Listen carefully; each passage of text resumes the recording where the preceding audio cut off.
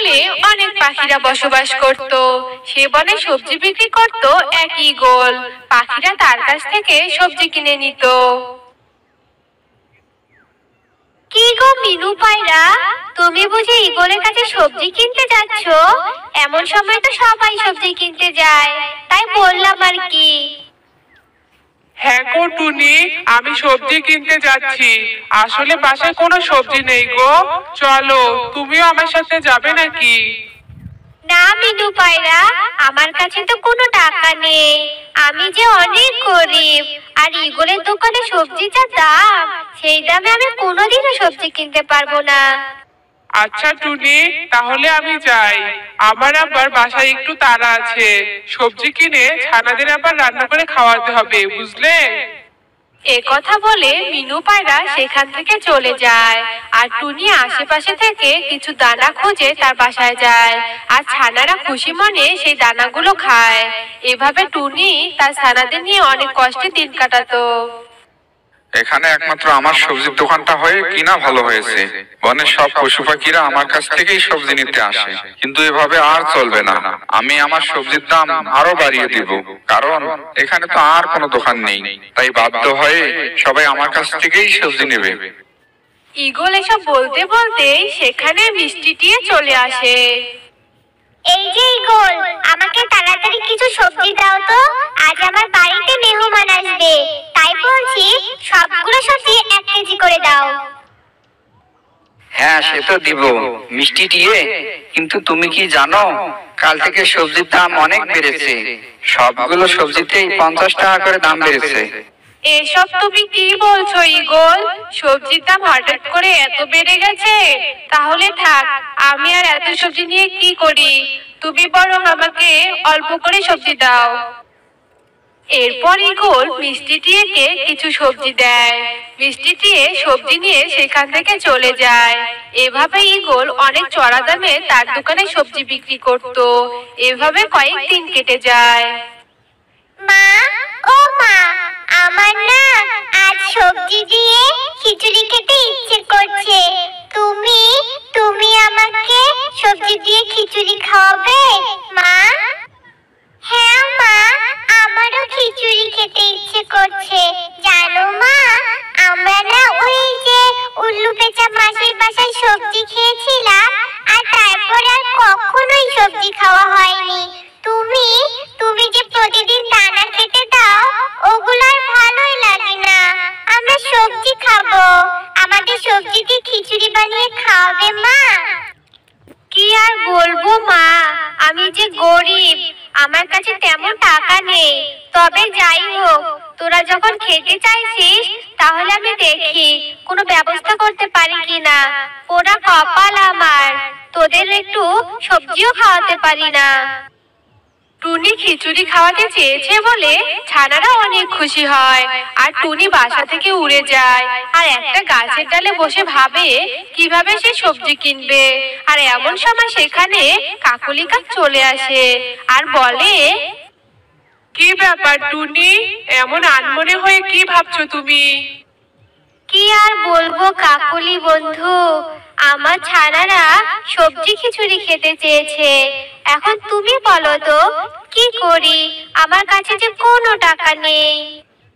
আমি আর কি বলবো টুনি, তোমার মতো যে আমারও অবস্থা। আমার ছানারাও এভাবে কাঁদছিল, কিন্তু আমি মা হয়ে কিছুই করতে পারিনি। টুনি, আমার মাথায় একটা বুদ্ধি এসেছে। ঈগল যখন তার দোকানে থাকবে না, তখন আমরা তার দোকানে থেকে সবজি চুরি করে আনবো। কাকলির এমন কথা শুনে অসহায় টুনি ছানাদের ইচ্ছে পূরণ করতে সবজি চুরি করতে রাজি হয়ে যায়। আর তারপরে ঈগলের দোকানের পাশে একটি গাছে দুজনে বসে থাকে আর অপেক্ষা করতে থাকে যে কখন ঈগল তার সবজি দোকান ছেড়ে একটু বাহিরে যাবে। এইদিকে ঈগল বলে, না, অনেকক্ষণ তো হয়ে গেল, পানি খাই না, গলাটা একেবারে শুকিয়ে গেল। যাই পাশের নদী থেকে একটু পানি খেয়ে আসি। টুনি, তাড়াতাড়ি চলো, ঈগল পানি খেতে গেছে। এটাই একমাত্র সুযোগ আমাদের সবজি চুরি করার। হ্যাঁ হ্যাঁ, তাই চলো। এ কথা বলে টুনি আর কাকুলি ঈগলের দোকান থেকে কিছু সবজি চুরি করে পালিয়ে যায়। এদিকে ঈগল এসবের কিছুই জানতে পারে না। আর এভাবে টুনি আর কাকুলি ঈগল না থাকায় সবজি চুরি করে নিয়ে যেত।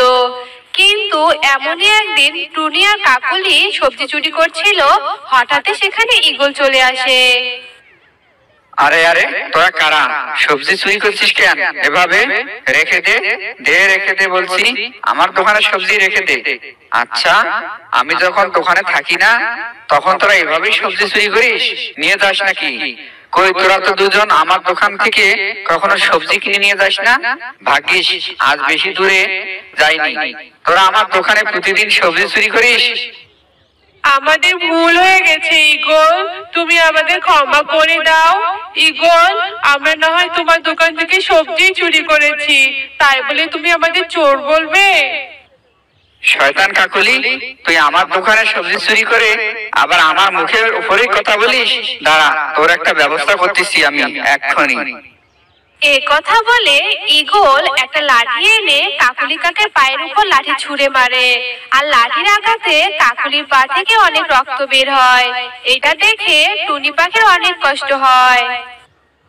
টুনি বন্ধু, আমি ভাবতে পারিনি ঈগল আমাকে এভাবে আঘাত করবে। আমার খুব কষ্ট হচ্ছে টুনি বন্ধু। আর এসব ভেবো না কাকুলি কাক, দেখবে একদিন সব ঠিক হয়ে যাবে। আমি বরং এখন আসি, ছানারা অনেকক্ষণ একাই বাসায় আছে। এ কথা বলে টুনি বাসায় চলে যায়। আর তার পরের দিন সব পাখিরা কাকুলির এসব কথা জানতে পারে। তারপরে সব পাখিরা কাকুলিকে নিয়ে ঈগলের দোকানে আসে। কি ব্যাপার ঈগল, তুমি কাকুলির এই অবস্থা করেছো কেন? হ্যাঁ, ও না হয় একটু তোমার দোকান থেকে সবজি চুরি করেছে, তাই বলে তুমি এভাবে মারবে? ও আমার দোকানে সবজি চুরি করবে আর আমি তা দেখতে পেয়েও ছেড়ে দিব বুঝি? এসব কিনতে মনে হয় টাকা পয়সা লাগে না।